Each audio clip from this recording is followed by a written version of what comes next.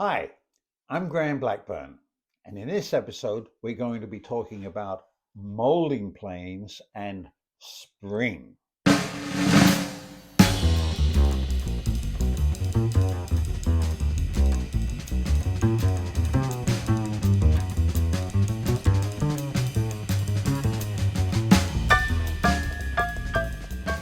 Most people who look at these 9.5 inch long wooden planes tend to call them, unless they're experienced woodworkers, molding planes. But there are actually three different kinds of planes. They're not all molding planes. A molding plane is something that actually cuts a shaped molding. The other two kinds are planes like these. These are beading planes because they cut a bead that's not exactly a molding. And the second kind are planes that are generally called special purpose planes, and their job is typically not to make moldings, but to make joints.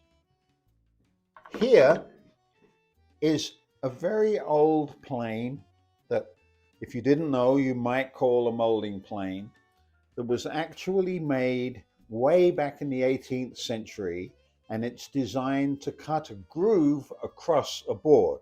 Nothing to do with the molding whatsoever.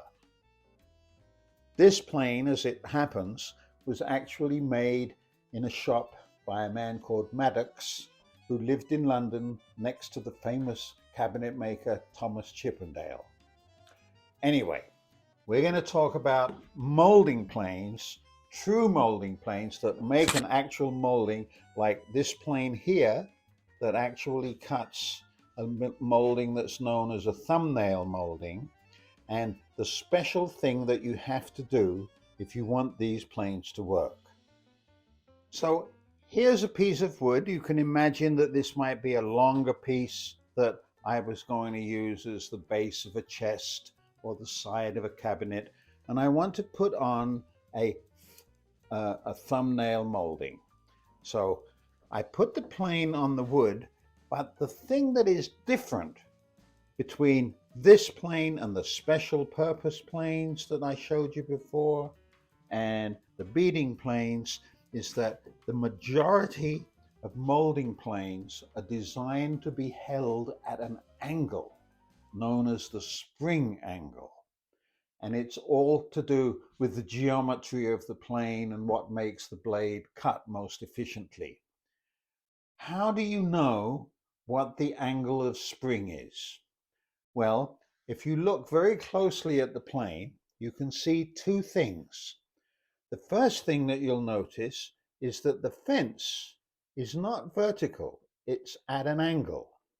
When you use the plane, you should use the plane so that this angled fence is actually vertical, and that's made a little easier by the fact that invariably there is a line carved in the front of the plane known as the spring line. And the purpose of the spring line is to show you how far you should actually tilt the plane. So let's start planing this piece of wood. I put the plane on the wood and I look over the front and I make sure that the spring line is as vertical as I can make it. And I'm also pressing at the side to make sure that the angled fence is against the wood.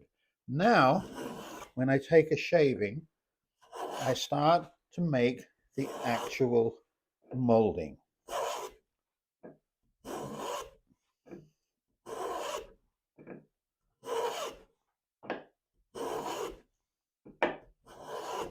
If I were to hold the plane upright, I would be getting a different shape. So it's really important to keep the plane held at the right angle. And already you can see that I have the flat part and I have the beginnings of the round part. Molding planes also typically come not only with a fence that you hold against the work, but they also come with a depth stop. If you look very closely, you'll see that the iron that does the cutting does not extend here because this is the depth stop.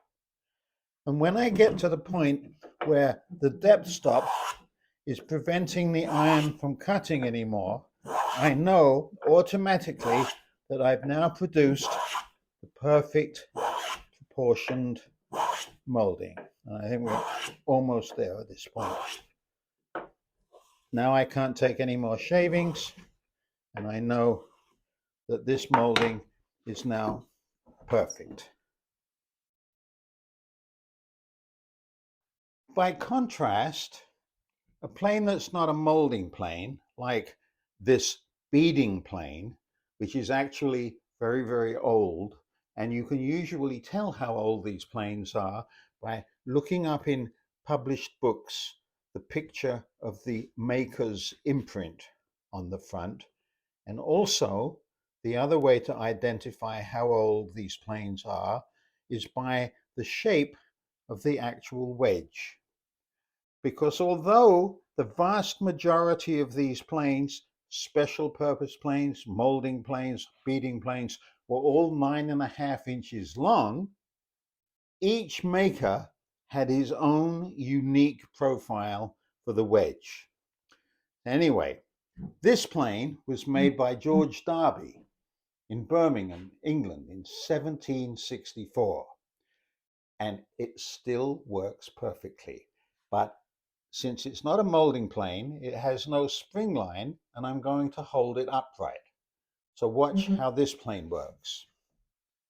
I put the fence against the wood, and I go forward, and with just a few strokes, I have made myself a really nice little bead.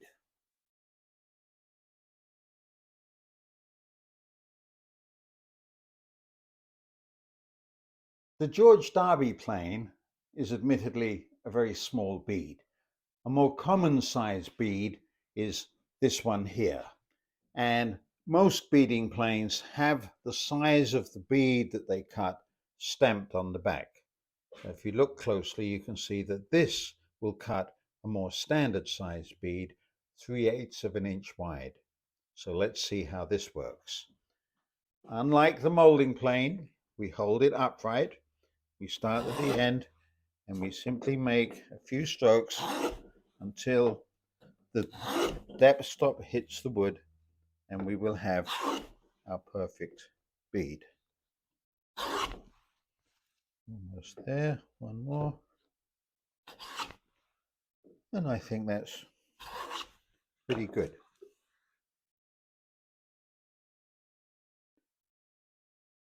One question that a lot of people have about all of these planes we've discussed is that they must be really hard to sharpen. Now, actually, the reverse is true. In a previous episode, we showed how to sharpen straight irons for bench planes. But when it comes to sharpening irons from these molding planes, beading planes, or special purpose planes, there's a simple trick. Providing that when you have the plane in the iron, if you sight along the back, the profile of the cutting edge matches the profile of the plane itself, you only have one thing to do, and that is to take the iron out, and since the cutting edge is nothing more than the part where the back of the plane iron meets the front of the plane iron, all you have to do to sharpen it is simply to sharpen the back. You hold it flat on the stone, and you can see this is a fairly aggressive stone. You can see the black come off, and this sharpens it. And I've now sharpened the front of this iron really nicely. That's not a difficult thing to do. So sharpening should be no reason for you not to use a molding plane or even any of these other special purpose planes or the beading planes. I hope you like that. I hope you give it a try. Don't forget to hit the submit button, the subscribe button, or whatever it's called, and come back and we'll show you a whole lot more about how these old tools really work well.